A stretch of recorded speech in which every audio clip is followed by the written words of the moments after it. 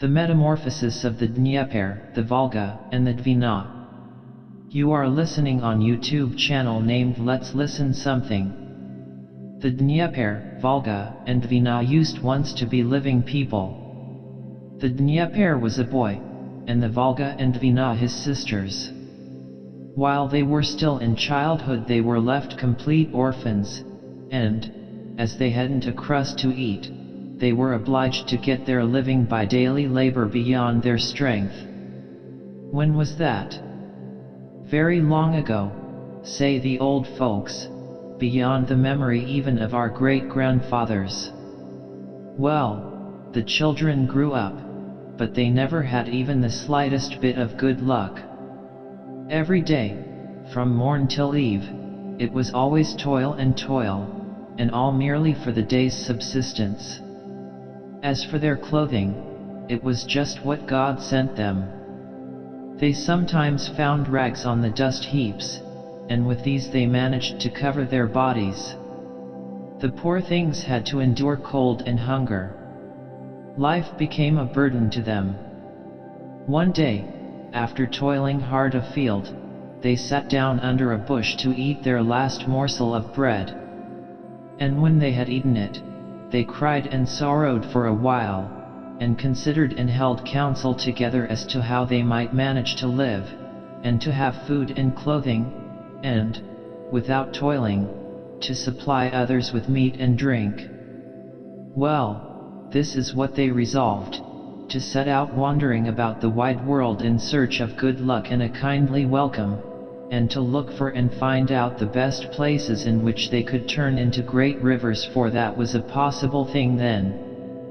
Well, they walked and walked, not 1 year only, nor 2 years, but all but 3, and they chose the places they wanted, and came to an agreement as to where the flowing of each one should begin.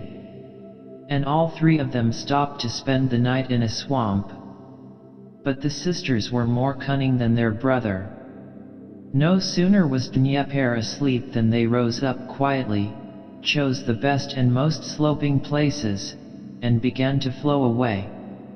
When the brother awoke in the morning, not a trace of his sisters was to be seen. Then he became wroth, and made haste to pursue them. But on the way he bethought himself, and decided that no man can run faster than a river. So he smote the ground, and flowed in pursuit as a stream. Through gullies and ravines he rushed, and the further he went the fiercer did he become. But when he came within a few versts of the seashore, his anger calmed down and he disappeared in the sea. And his 2 sisters, who had continued running from him during his pursuit, separated in different directions and fled to the bottom of the sea. But while the Dnieper was rushing along in anger, he drove his way between steep banks. Therefore is it that his flow is swifter than that of the Volga and the Dvina, therefore also is it that he has many rapids and many mouths. There is a small stream which falls into Lake Ilmen on its western side, and which is called Chorny Rushe, the Black Brook. On the banks of this brook, a long time ago, a certain man set up a mill, and the fish came and implored the stream to grant them its aid, saying, "We used to have room enough and be at our ease, but now an evil man is taking away the water from us." And the result was this. One of the inhabitants of Novgorod was angling in the brook Chorny. Up came a stranger to him, dressed all in black, who greeted him, and said, "Do me a service, and I will show thee a place where the fish swarm." "What is the service?" "When thou art in Novgorod, thou wilt meet a tall, big muzhik in a plaited blue kaftan, wide blue trousers, and a high blue hat.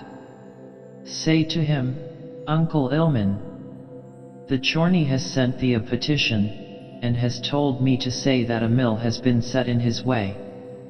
As thou mayest think fit to order, so shall it be.'"